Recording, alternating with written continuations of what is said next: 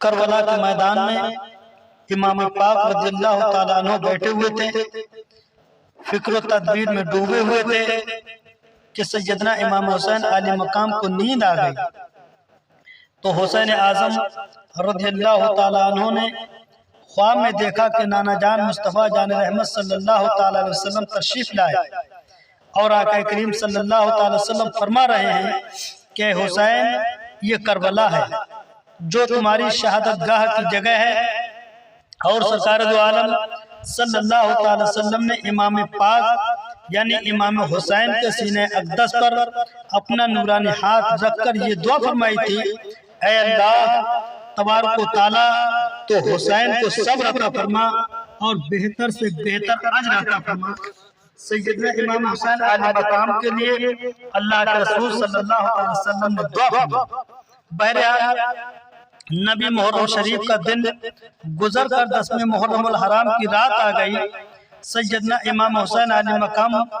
رضی اللہ تعالی عنہ نے تمام ساتھیوں کا اکٹھا کیا، تمام ساتھیوں کو جمع کیا اور آقا حسین نے فرمایا کہ آپ لوگوں نے ہر مقام پر میرا ساتھ دیا ہے، ہر وقت میرا ساتھ دیا ہے، اور آپ حضرات کی جانثاری اور وفاداری رہتی دنیا تک زندہ اور باقی رہے گی، اور لوگ اس پر فخر و ناز کرتے رہیں گے۔ لیکن آقا حسین فرماتے ہیں کہ آج یزیدی لشکر میرے خون کا پیاسا ہے، ان ظالموں کو آپ لوگوں سے کوئی غرض نہیں ہے، اگر وہ بیعت مانگتے ہیں تو میری، اور اگر سر مانگتے ہیں تو میرا، اس لیے بخوشی میں تم لوگوں کو اجازت دیتا ہوں کہ تم جہاں چاہو رات کے تاریکی میں چلے جاؤ، رات کے اندھیرے میں چلے جاؤ، جدھر بھی چاہو ادھر چلے جاؤ۔ تو تمام ساتھیوں نے آپ کے عرض کیا، تمام چاہنے والوں نے آپ کے عرض کیا، آقا غلاموں نے عرض کیا کہ آقا حسین ہم سب آپ کو ساتھ چھوڑ دیں، ہم سب آپ کا ساتھ چھوڑنے کے لیے تیار نہیں ہیں، اور ایک ذرہ بھی آپ سے علیحدہ ہونے کے لیے تیار نہیں ہیں، ہمیں اپنے قدموں سے آقا حسین دور نہ کیجیے، اگر ہم آپ کو اس بلا و مصیبت کے اس میدان میں تنہا چھوڑ کر چلے جائیں گے تو بروز قیامت کے دن نانا جان مصطفیٰ صلی اللہ علیہ وسلم کو ہم کیا منہ دکھائیں گے اور دنیا ہمیں کیا کہے گی؟ اے آقا حسین ہم آپ کے ساتھ ایک لمحہ بھی ہرگز آپ سے جدائی برداشت نہیں کر سکتے۔ امام حسین علی مقام نے اللہ تبارک و تعالیٰ کا شکر ادا کیا اور اپنے خیمہ کے ارد و گرد خندق کھودنے کا حکم دیا۔ خندق کھودی گئی اور صرف ایک ہی راستہ رکھا گیا جہاں سے نکل کر دشمنوں سے مقابلہ کیا جائے، اور خندق میں آگ لگا دی گئی تاکہ کوئی دشمن یزیدی دشمن خیمہ کے اندر نہ آ سکے۔ رات دھیرے دھیرے گزر رہی تھی کہ حضرت امام پاک رضی اللہ تعالیٰ عنہ نے اپنے پیارے بیٹے حضرت علی اکبر رضی اللہ تعالیٰ عنہ سے فرمایا کہ اے بیٹے جاؤ میدان جنگ کا نقشہ دیکھ کر کے آؤ۔ حضرت علی اکبر رضی اللہ تعالیٰ عنہ میدان میں پہنچے تو کیا دیکھتے ہیں کہ سارا میدان خالی ہے، نہر فرات پر پہرا لگا ہوا ہے، اور ایک نقاب پوش خاتون ریت کے ذرات میں سے کنکریاں چن رہی ہے، یعنی ریت کے ذرات میں سے کنکریاں اٹھا اٹھا کر ایک جگہ پر جمع کر رہی ہیں۔ حضرت علی اکبر رضی اللہ تعالیٰ عنہ ارشاد فرماتے ہیں اے خاتون رات کے تنہائی کے عالم میں، اس رات کے سناٹے میں، اس کربلا کے میدان میں، اے خاتون تم کیا کر رہی ہو اور کون ہو؟ لیکن اس خاتون نے کوئی جواب نہیں دیا۔ پھر حضرت علی اکبر نے کہا کہ اے خاتون تم رات کے سناٹے میں، رات کے اندھیرے میں اور تنہائی کے عالم میں اس میدان کربلا میں کیا کر رہی ہو؟ تم کون ہو؟ لیکن اس خاتون نے کوئی جواب نہیں دیا۔ علی اکبر یہ منظر دیکھ کر میدان کربلا سے واپس ہوئے اور میدان جنگ کا سارا نقشہ بیان کر دیا۔ سیدنا امام حسین علی مقام سے عرض کرتے ہیں کہ آقا ابا حضور، بابا حضور، میں نے اس کربلا کے وسط میں، میں نے اس کربلا کے بیچ میں ایک خاتون کو دیکھا ہے جو ایک خاتون ریت کے ذرات میں سے کنکریاں اٹھا اٹھا کر ایک جگہ پر جمع کر رہی تھی۔ میں نے اس خاتون سے کہا کہ اے خاتون تم کون ہو اور ذرات میں سے کنکریاں کیوں اٹھا رہی ہو، اور رات کے عالم میں تنہائی میں اس میدان کربلا میں تم کیا کر رہی ہو؟ اے بابا جان، اس خاتون نے مجھے کوئی جواب نہیں دیا۔ جب امام حسین علیہ مقام نے جب یہ جملہ حضرت علی اکبر کی زبان پاک سے سنے تھے تو حضرت امام حسین علیہ مقام کی آنکھوں میں آنسو آ گئے اور فرمایا بیٹے، جب حضرت علی اکبر نے اپنے بابا جان یعنی امام حسین علیہ مقام کی آنکھوں میں آنسو دیکھے تو اب ہم اپنے ابا حضور سے، اپنے بابا جان سے یعنی امام حسین رضی اللہ تعالیٰ عنہ سے حضرت علی اکبر عرض کرتے ہیں، حضرت علی اکبر دریافت کرتے ہیں، اے امام حسین علیہ مقام، اے میرے بابا جان،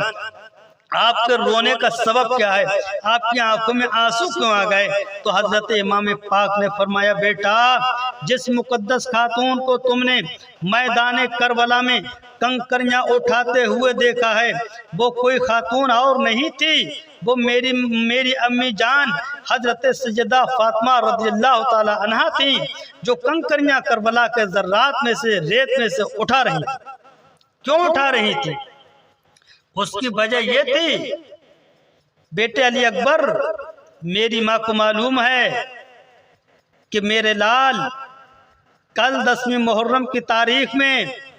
شہید کربلا میں شہید کیا جائے گا، اس لیے میری امی جان ایک ایک کنکریاں وہاں سے اٹھا رہی تھی کہ کہیں ایسا نہ ہو کہ میرے لخت جگر کی پشت میں کوئی کنکری نہ چھپ جائے، اس لیے میری ماں کنکریوں کو میدان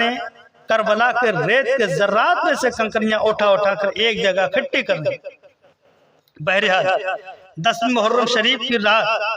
حضرت امام پاک اور تمام ساتھیوں نے عبادت و ریاضت، تسبیح و تحلیل، ذکر و فکر اور تلاوت قرآن میں گزاری۔ فجر کا وقت ہوا، اذان پڑھی گئی، حضرت امام حسین علیہ مقام نے امامت فرمائی اور تمام حق پرست ساتھیوں نے امام پاک کی اقتداء میں نماز فجر ادا کی۔ سامنے یزیدی فوج کی تلواریں چمک رہی تھیں اور ادھر نماز عشق ادا ہو رہی تھی۔ کسی شاعر اسلام نے تو اس کا نقشہ اس طرح سے کھینچا ہے، نہ مسجد میں نہ بیت اللہ کی دیواروں کے سائے میں، نہ مسجد میں نہ بیت اللہ کی دیواروں کے سائے میں نماز عشق ادا ہوتی ہے تلواروں کے سائے میں، نماز عشق ادا ہوتی ہے تلواروں کے سائے میں، نہ مسجد میں نہ بیت اللہ کی دیواروں کے سائے میں، نہ مسجد میں نہ بیت اللہ کی دیواروں کے سائے میں نماز عشق ادا ہوتی ہے تلواروں کے سائے میں۔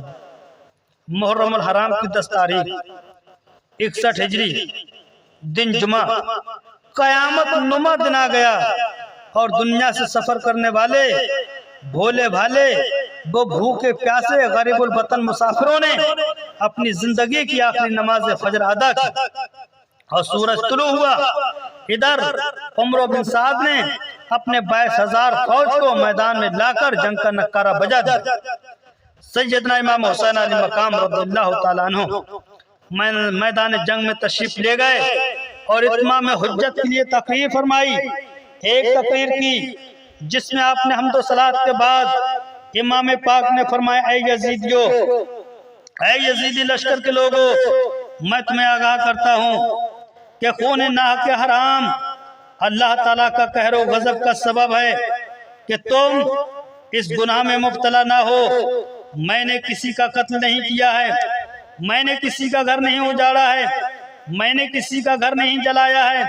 میں نے کسی کو ویران و برباد نہیں کیا ہے، میں نے کسی کو نہیں ستایا ہے، اور اگر تم اپنے شہر میں میرا آنا پسند نہیں کرتے ہو تو مجھے واپس جانے دو۔